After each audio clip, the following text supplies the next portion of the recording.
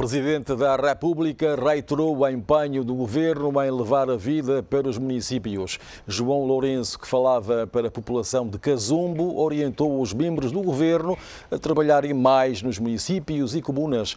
O Presidente da República defendeu o arranque imediato do Programa Integrado de Intervenção nos Municípios.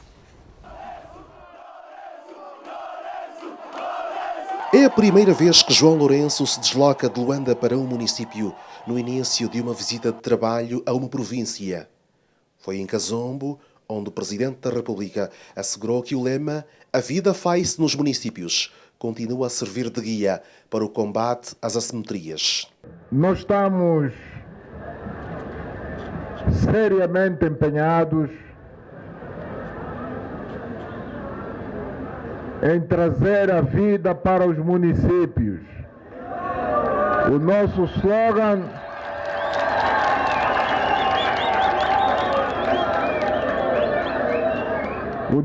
slogan é trazer a vida para os municípios.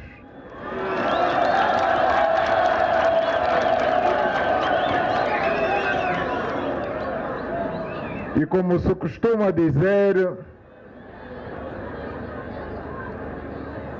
um ato vale mais do que 1000 palavras. A estratégia está definida. João Lourenço diz ter dado início a um percurso que, a partir de agora, deve ser seguido por todos os membros do Governo. Esta minha deslocação aqui ao Cazumbo é o sinal que eu quero dar a toda a governação de que todos nós, desde o Presidente da República até ao governador de província, temos que visitar e trabalhar mais vezes nos municípios e nas comunas. É a primeira vez que a população espera várias horas, sob sol abrasador, pelo fim de uma reunião em que o Presidente da República recebe explicações sobre o grau de desenvolvimento de uma província, para saberem dos resultados. Vocês, tanto como nós, os governantes, conhecemos esses problemas. Só precisamos é de lhes dar soluções. Arranjar recursos e dar soluções aos problemas das infraestruturas, das estradas, da energia elétrica, da água potável para as populações, da educação, da saúde. João Lourenço quer resultados do Programa Integrado de Intervenção nos Municípios. Governantes e empreiteiros de mãos dadas, temos de arrancar imediatamente com esse Programa Integrado de Intervenção nos Municípios. As coisas têm que começar a acontecer. Já não vamos voltar a falar dele. Queremos é que a população veja as coisas a caminhar. É ou não é? Um discurso vezes sem conta interrompido, antes de visitar o Hospital Municipal para se inteirar sobre as dificuldades que a unidade sanitária enfrenta, e depois o Liceu de Cazumbo, uma comuna que também precisa de escolas e de professores. E é por aqui que vamos começar esta abordagem na revista Zimbo de hoje. Alexandre Solomba, muito boa noite. Muito obrigado por ter vindo aqui à televisão e estar connosco nesta noite. O Presidente da República, como há pouco ouviu, disse que é preciso trazer a vida para os municípios e que as coisas têm que começar a funcionar. É uma orientação muito forte a todo o Governo por parte do Presidente da República e também uma mensagem à sociedade. Bem, o Presidente foi ao Mochico no âmbito das responsabilidades que tem enquanto chefe do Executivo, tão somente isso, e com o exemplo de começar, creio que pela primeira vez, no município. Foram poucas as vezes que as administrações anteriores, tirando talvez do então do primeiro Presidente, ter-se deslocado e permanecido o tempo que permaneceu do Presidente da República, tanto no município e depois, enfim, andar pelo território da província do Mochico. De todo modo, este apelo, e indo àquilo que coloca como pergunta, coloca efetivamente muitos desafios. Um dos problemas que nós enfrentamos na fase da famosa reconstrução, na altura liderada pela Casa Militar, algo inédito que nós tivemos em Angola, não é? No mundo, neste caso, é a qualidade do investimento que nós conseguimos implantar nos territórios onde o investimento efetivamente foi realizado, fazendo com que aquele dinheiro que foi aplicado, que é uma despesa, tivesse tido pouco retorno ou tivesse impactado muito pouco e, pior ainda, foi a qualidade no sentido da durabilidade das próprias obras. Daí que este enfoque que o Presidente dá, que me parece ter sido particularmente direcionado para a classe empresarial, que estava em peso, tendo vindo a participar logo de seguida na Feira da Agricultura, portanto foi tudo mais ou menos concertado. No fundo, isto também tem um propósito político. É um desafio que se coloca e esperamos que, para a extensão do território do Mochico, haja capacidades mobilizadas e que não sejam nados mortos à partida, não seja um desperdício, um semear no deserto e, sobretudo, quando é um programa que parece que tem um objetivo específico, que são as eleições autárquicas. Os programas para o Mochico, com a vastidão do território que têm, requerem que sejam programas de longo prazo. O Mochico não tem infraestruturas, vai ser um adversário para movimentar meios para colocar naquele território, distante do centro, considerando a capital como centro. Enfim, eu espero que não seja precipitado decidir que tenha que ser no Mochico onde se deve começar. Tem receios? Porquê? A experiência anterior, a história serve para isso. Vamos também ouvir agora Israel Bonifácio. Boa noite, muito obrigado por ter vindo ao Jornal da Zimbo deste domingo.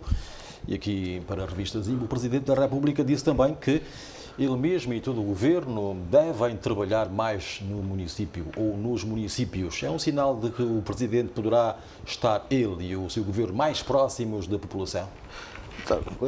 Mais uma vez, boa noite. Eu penso que foi dado o alerta, a orientação por parte dos membros do Executivo, no sentido de darem tanto vida às populações. E como todo mundo sabe, o Presidente criou aqui um novo slogan sobre o trabalho tanto do Executivo para com as populações, e que trazer a vida dos municípios, e todo mundo sabe que as pessoas vivem nos municípios, portanto, em qualquer um de nós está localizado num determinado município. Na verdade, é no município onde o Presidente da República está preocupado que não se vê as coisas não estão a acontecer, e fica preocupado que devem as coisas começar a acontecer. E devendo as coisas a acontecer, devem então os próprios governadores provinciais e os administradores municipais começarem a dar vida à própria população. Como é que é isto de dar vida agora? Dar vida aos municípios? Dar vida significa que, em função ou no âmbito do novo programa, tanto do PIME, há aqui a necessidade de se prestar maior atenção, tanto nas debilidades que os municípios apresentam. E o Presidente fez aqui menção a várias áreas, a área da educação, da saúde, do domínio do saneamento básico, enfim, que na verdade os municípios, a maior parte dos municípios não têm, e sobretudo os municípios do interior do país. Tanto o Mochico, não obstante ser a província mais extensa da Angola, tanto é um município que ou seja, uma província que os seus municípios estão um tanto quanto degradados e não têm quase que vida nenhuma. E esta preocupação, não é por acaso que o Presidente da República desloca-se diretamente ao Mochico, mas num município, efetivamente para dar exemplo. Aliás, foi para o Presidente que disse que este é um exemplo que está a dar a toda a sua governação, de que basta, portanto, ficar nas cidades e é importante olhar para os municípios. Eu penso que esta é uma orientação que foi dada publicamente para os governadores, e não só, tanto até mesmo aos próprios administradores municipais. Portanto, nós temos aqui e ministros, claro, portanto, os ministros normalmente a sua atividade também incide efetivamente nas províncias e alargam-se aos restantes municípios, mas há aqui uma orientação dada aos governadores, sobretudo, e aos administradores. Portanto, os administradores devem, tanto deixar, se existem, né, portanto, deixar do capricho desejo que se tem, tanto de abandonar aquilo que são as aspirações dos povos e daí também o desafio do próprio governo, que é o desenvolvimento. Eu, na verdade, não olho nesta perspectiva que o Dr. Solombe olha sobre o PIM, olhando para as autarquias locais, porque a vida a qualquer momento tinha que começar. Ou seja, hoje praticamente todo mundo vai crucificando o governo pelo facto de não estar a fazer ou estar a fazer. O governo hoje apanha por fazer ou não estar a fazer. E logo nós não devemos, e o governo não deve ter receio em poder investir lá onde deve investir, só porque haverá eleições autárquicas no próximo ano. Senão, deveríamos ter que tanto ficar de braços cruzados e esperar que as eleições autárquicas passem para depois apurarmos. Mas lá está. O governo não fazendo poderá apanhar por não ter feito. Logo, há que a necessidade, eu coloco de parte a questão autarquias e tenho aqui, portanto, olho para aquilo que é o objetivo do governo, que é a satisfação das necessidades coletivas. E olhando para a satisfação das necessidades coletivas, está aqui o desafio lançado para os governantes, no sentido de olhar para as preocupações. Há aqui um elemento que tem sido levantado, e eu, se calhar, a minha percepção é diferente da dos outros, que tenho estado a ouvir. Eu não sei se o presidente, quando dizia que o PIM vai começar no Kazombo, não sei se é de âmbito nacional. Eu percebi que no Mochico o PIM tinha de dar início no Kazombo. É essa a minha percepção que eu tive. Não que ao nível nacional tinha que começar no Kazombo. Se calhar não é isso. Eu percebi que era no Kazombo, ao nível da província do Mochico, que portanto, o município do Kazombo seria o primeiro a beneficiar desse investimento do PIM. Obrigado, Dr. Israel Bonifácio.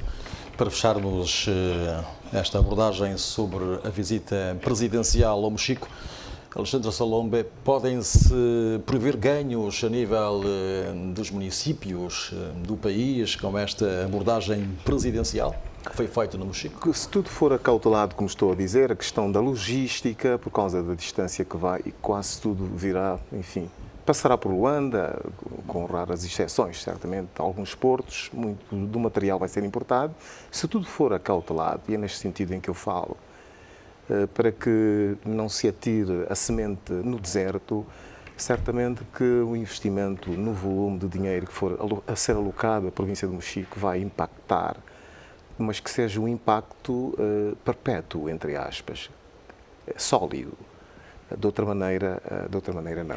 Eu gostava, para terminar aqui a minha intervenção, de sublinhar alguns acontecimentos, talvez o Presidente não tenha conhecimento disso e por esta via o possa fazer, alguns acontecimentos que ensombraram esta iniciativa de deslocação do Presidente ao Mochico, que vai mais ou menos no caminho comum do que tivemos no passado, a detenção de 23 jovens que pretendiam manifestar-se e depois acabaram desterrados no Lucusse, 100 e tal quilómetros do centro da capital, neste caso, a cidade de Luena. Eu penso que é preciso mudar, agora que se fala, agora que entrou para o léxico político, é preciso mudar o paradigma. Não podemos voltar a assistir a esses espetáculos, jovens presos porque têm vontade de se manifestar, gostavam de exprimir a presença do Presidente, o seu desagrado pelo modo como a gestão da província de Mochico está sendo feita. É, de todo modo, uma manifestação de desagrado que despertaria atenção ao Presidente da República, mas acabam detidos e depois levados. Portanto, eles ficam detidos das 10 horas, sensivelmente, até as 17, transportados 100 e tal quilómetros para fora da cidade de Mochico e só depois soltos já no final do dia. Eu acho que isto não pode continuar a acontecer.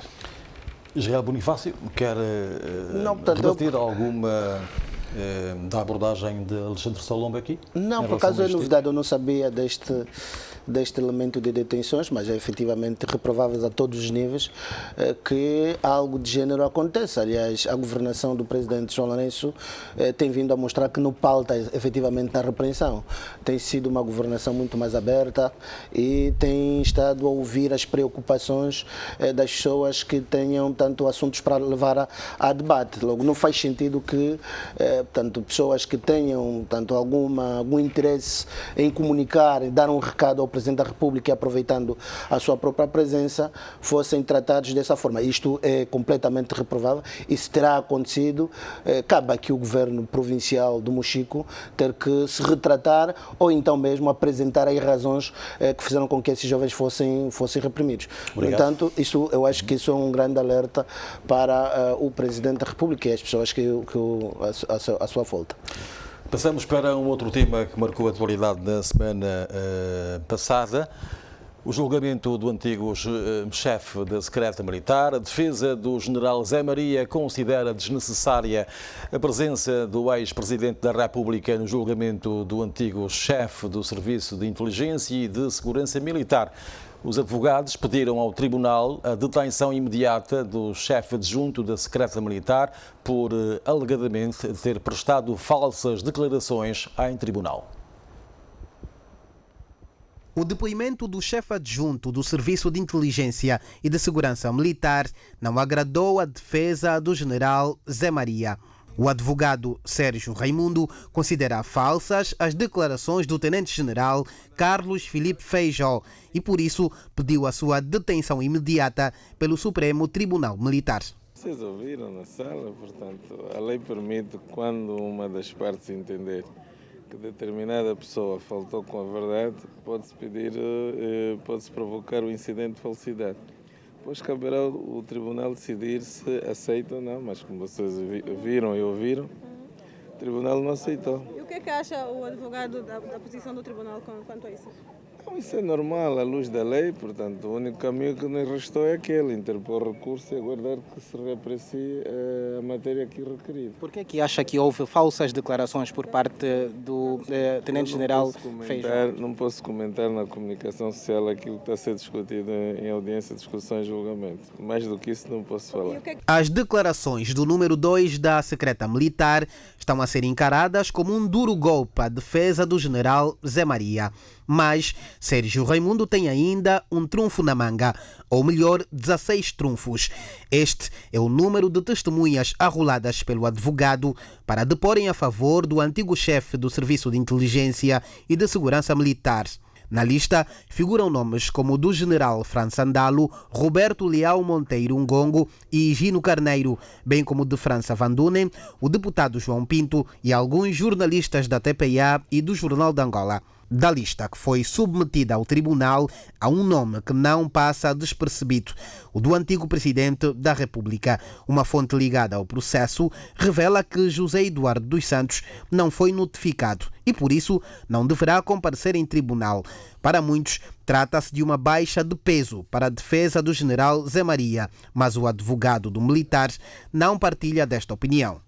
Vamos ver como é que vai se desenvolver o julgamento e lá mais para frente veremos se vale a pena ainda ouvir o antigo Presidente da República ou pode ser dispensado. Mas a defesa, o que é que acha que o antigo Presidente da República poderá dizer em defesa do general Zé Maria? Por aquilo que se produziu até agora, eu acho que provavelmente não seja necessário ouvi-lo porque as coisas estão a ficar claras. O julgamento do general António José Maria vai registrar uma pausa de uma semana e só retoma no próximo dia 23. No processo foram arroladas 19 testemunhas, sendo 16 pela defesa e 3 pela acusação. É esta abordagem que se segue aqui na revista Zimbo. Israel Bonifácio, o general Zé Maria é acusado de vários crimes. Qual é a sua leitura? Penso que a semana passada já cá estivemos e falamos sobre este assunto, mas durante a semana alguns elementos novos foram aparecendo, sobretudo no que diz respeito à própria acusação e aquilo que foram as declarações ao longo da própria investigação. Ou seja, os elementos que constam na acusação parece que vai fazendo fé em função da posição, portanto, da outras pessoas que têm sido ouvidas. Trata-se efetivamente do seu adjunto, né, o tenente-general Feijó, que hoje mostra questões relativas àquilo que foi a prestação do general Zé Maria. Há aqui um elemento que tem estado a ser discutido na última semana, sobretudo, sobre a questão referente à subordinação, se houve ou não insubordinação por parte do general Zé Maria. Portanto, do ponto de vista administrativo, eu penso que é quase que comum e todo mundo sabe que qualquer uma notificação e orientação superior deve, portanto, obedecer a algum escrito, ou seja, deve ser por um escrito para poder ser apresentado. Mas do ponto de vista militar, e olhando para aquilo que é a própria hierarquia, a subordinação militar, ao nível do domínio castrense, eu penso que essa questão dispensa-se. O advogado fez menção, efetivamente, a isso, que não houve a obediência administrativa de poder notificar o general Zé Maria por via de um escrito, mas eu penso que ao nível militar, eu nunca fui militar, não sei, mas ao nível militar, eu penso que qualquer uma orientação, e sobretudo do comandante em chefe das Forças Armadas perante a um general deveria ser efetivamente de cumprimento obrigatório. Ou seja, houve aqui um emissário por parte do comandante em chefe para poder abordar um outro oficial superior, que é o general Zé Maria. Mas não é este entendimento que se tem perante a defesa. Há aqui este vai e vem de que não poderia ser o general Miala a contactar sem que tivesse algum escrito para que pudesse notificar o general Zé Maria, mas é uma discussão que se coloca nesta altura. Outro elemento que eu achei um tanto quanto interessante é a forma como, logo no primeiro e segundo dia, o comportamento do próprio general Zé Maria. Portanto, a forma como foi, a forma como ele portou-se durante o próprio julgamento, em ter que, às vezes, algumas vezes mesmo, afrontar o próprio coletivo de juízes e até, aliás, depois até a ser aconselhado pelos próprios advogados. Enfim, são vários outros elementos que estão nessa altura em voga. Estamos a falar de uma figura incontornável que teve o papel que teve e teve a influência que teve. Nesta altura é normal que algo ainda não terá caído na realidade, o general não terá caído na real, em saber que agora já está fora das funções e que o cumprimento obrigatório daquilo que noutra hora era normal, que considerava ser normal, portanto, fosse efetivamente, tivesse um quadro contrário. Todo mundo sabe que o general Zé Maria foi a pessoa que foi, a sua posição que teve, em ter que desrespeitar a todos os níveis os seus subordinados militares, enfim. E isso poderá também estar a pesar perante o general Zé Maria, portanto, estar a pensar que seja uma humilhação nessa altura, mas que não é. Portanto, ninguém está acima da lei. O presidente João Lourenço foi claro na sua tomada de posse, na sua investidura. Ninguém é suficientemente rico que não pode ser julgado e ninguém é suficientemente pobre que não pode ser protegido. Nessa altura, eu penso que este é o cenário que está traçado, é o que nós estamos a ver. Há aqui um inconformismo por parte do general Zé Maria em olhar para aquilo que está a acontecer contra a ele e depois, a favor, se calhar, poderemos ver no desfecho desse processo. Alexandre Solombe, o tenente-general Carlos Filipe Feijó, que portanto é adjunto na secreta, disse que os documentos que estavam na posse do general Zé Maria têm caráter secreto e que a sua revelação pode abalar as relações entre Angola e a África do Sul. A defesa já vai dizer que são falsas estas declarações do número 2 da secreta militar e pediu a sua detenção. Estas divergências que vão surgindo, que podem ser até normais, prevê que haja ainda muito caminho pela frente neste julgamento? Para se encontrar a verdade? Se foi isto que a defesa considerou como sendo portanto, falso, bem, a defesa lá tem os motivos para ter pesado sobre a falsa declaração que estava a ser feita por este testemunho importante, que é o adjunto da secreta.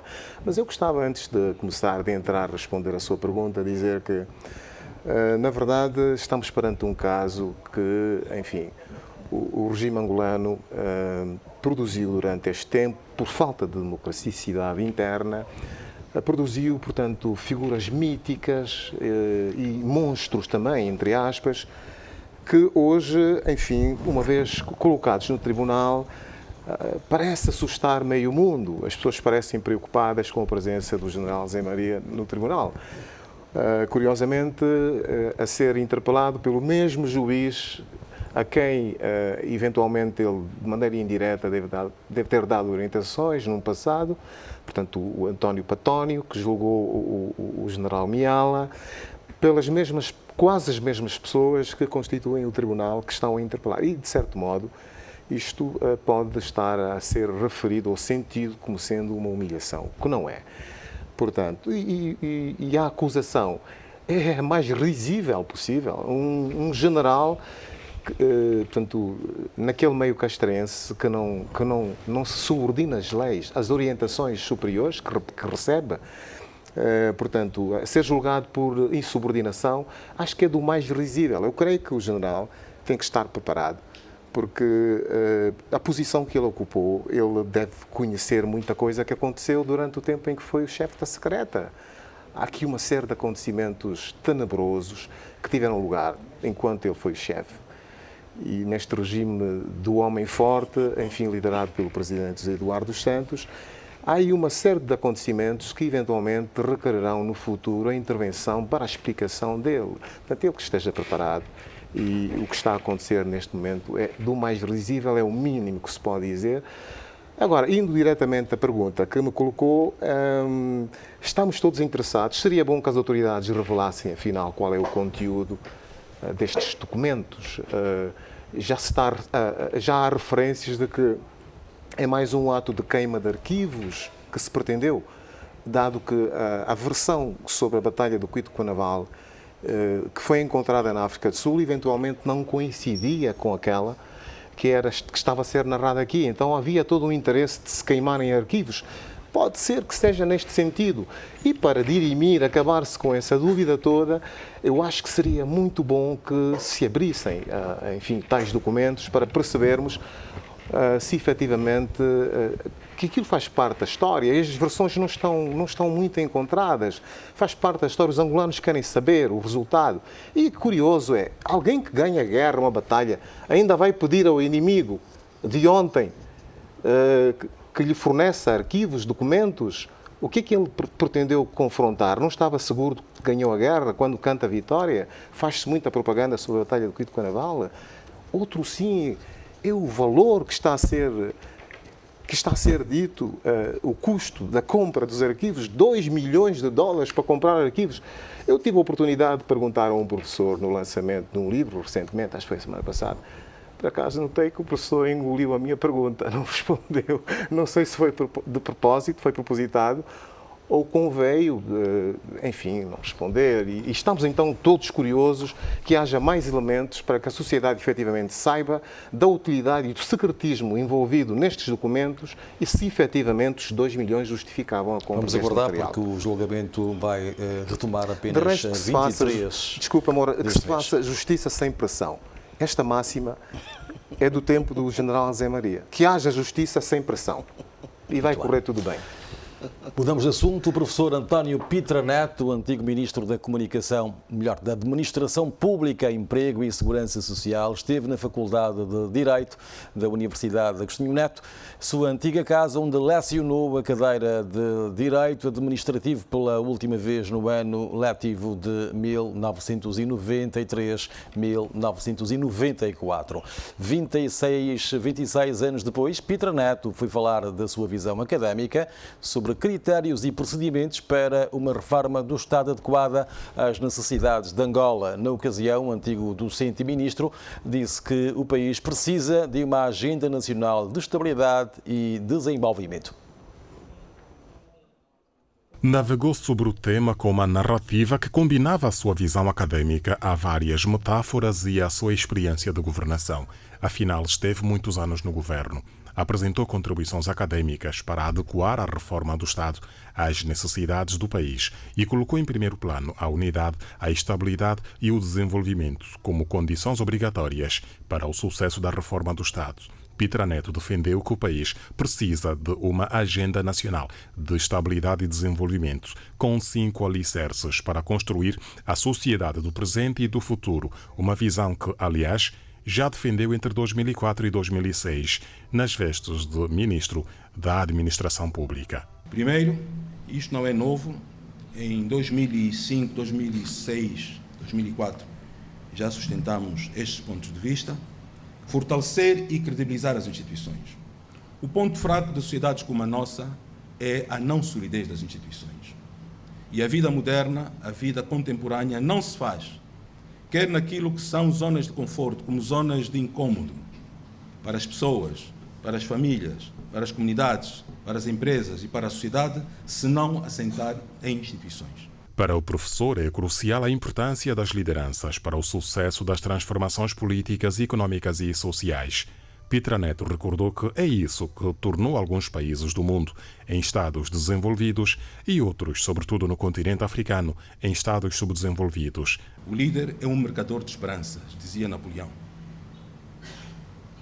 E é fundamental que, qualquer que seja o contexto social, escola, aldeia, comunidade, bairro, etc., haja um elemento que oriente, que congregue, que motive e que resolva. Na sua visão acadêmica, a reforma do Estado angolano apela à necessidade de estudar e acompanhar a evolução dos Estados contemporâneos. Hoje nós temos, e muito bem, que acompanhar a evolução científica também dos Estados contemporâneos. E hoje, de acordo com as teorias de Locke, Montesquieu, nós temos Estados que assentam em 3 grandes funções. Eu prefiro falar de funções em nome de poderes. O legislativo, o judicial e o executivo.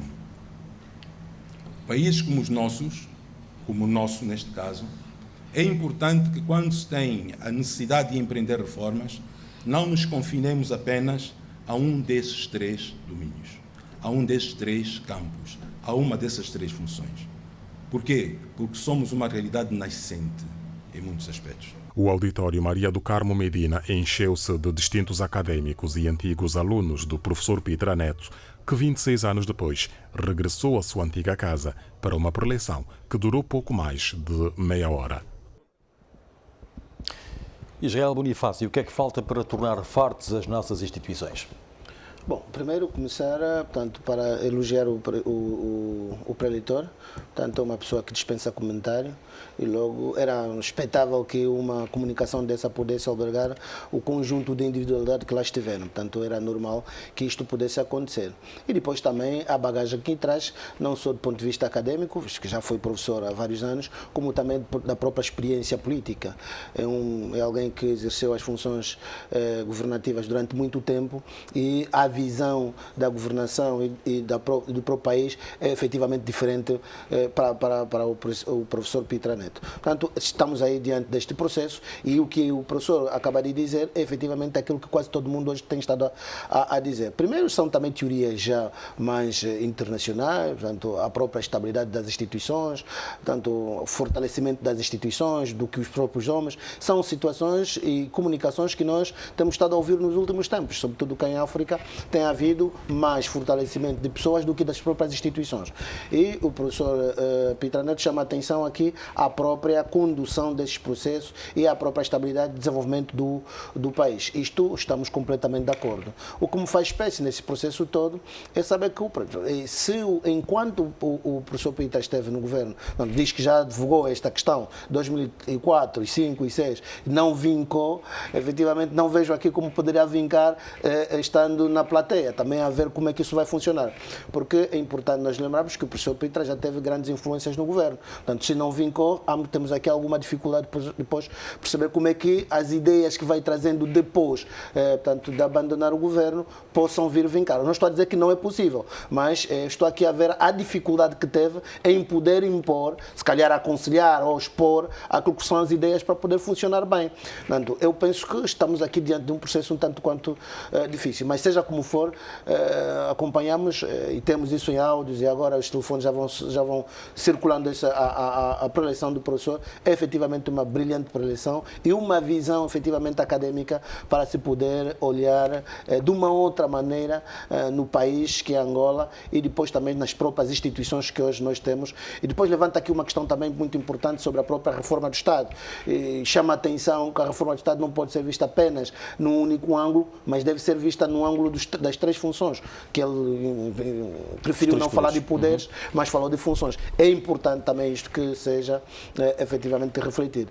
Tudo o resto são subsídios acadêmicos que podem depois ser introduzidos na governação para aferir até que ponto é que há a viabilidade destas reflexões. Deixa-me então perguntar a Alexandre Solombe como é que se torna sólidas as instituições do nosso país, uma vez que elas, ao que tudo indica, e segundo palavras do professor, não são fortes como deveriam ser. Sim, passando das palavras para a prática. O doutor Bonifácio estava a dizer que mais dificilmente ele conseguirá alcançar esse objetivo. Eu tenho uma opinião diferente. Aquele que tenta, aliás, o doutor Pitra é membro do Comitê Central, não é? Continua e tem o privilégio de fazer passar o seu projeto e defendê-lo lá, em sede do Comitê Central. Outro sim, neste momento de novos paradigmas, o Presidente João Lourenço eventualmente acolherá a ideia que ele está a passar. E sendo, para terminar, dizer que corroboro do que disse o Dr. Israel, não há novidades. Aliás, o próprio preletor foi humilde em dizer que não há novidade. Em 2005 já tinha defendido este ponto de vista. A generalidade dos preletores instados a falar sobre a reforma do Estado dizem exatamente a mesma coisa. Quem está no comando é o MPLA, que tem um presidente que é o chefe de Estado, é o Presidente da República. Portanto, aquele que defenda estes pontos de vista no interior do MPLA e faça passar, que tem uma grande oportunidade de o fazer, vai ser bem sucedido. Passar da ação à prática é o mais importante. O seu minuto, já que está no uso da palavra. O meu minuto vai para... Enfim, eu gostava de voltar a apresentar aqui esta obra que foi publicada, portanto, na passada sexta-feira, da autoria do Dr. Paulo Faria. O título é O Público e o Político em Angola. Portanto, é uma obra que tem 612 páginas. Foi lançada na sexta-feira, portanto, no Instituto João Paulo, de modo que um lançamento que contou com a presença de estudantes, académicos, portanto, membros da sociedade civil, mas tudo se passou, infelizmente, sob o olhar silencioso da comunicação social. Achei muito estranho que tivesse sido assim e enfim, gostava que tivesse havido mais gente, apesar de que houve efetivamente estudantes, né? A comunicação social não está presente, inclusive a Zimbo. Muitas das vezes estes eventos não nos chegam, não são comunicados. Não são comunicados. E, portanto, a imprensa também, que previa disso, não vai, portanto, a esta... Mas há de haver outras oportunidades. É? Com certeza, com certeza. Este é o meu minuto. A crítica que faço à comunicação social. General Bonifácio, o seu minuto.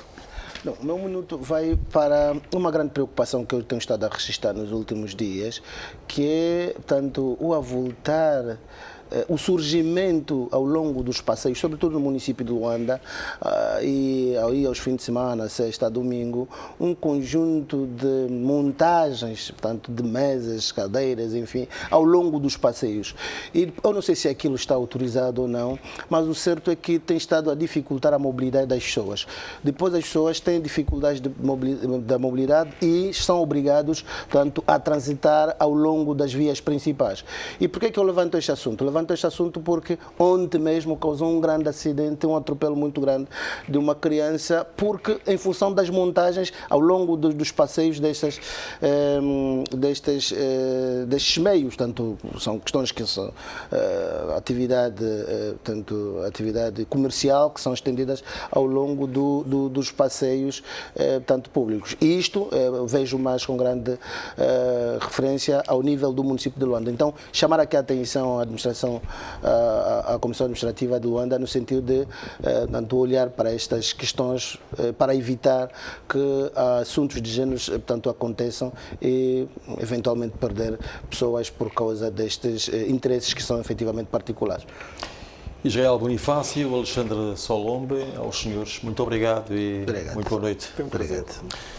Assim, nós colocamos ponto final a esta revista Zimbo deste domingo.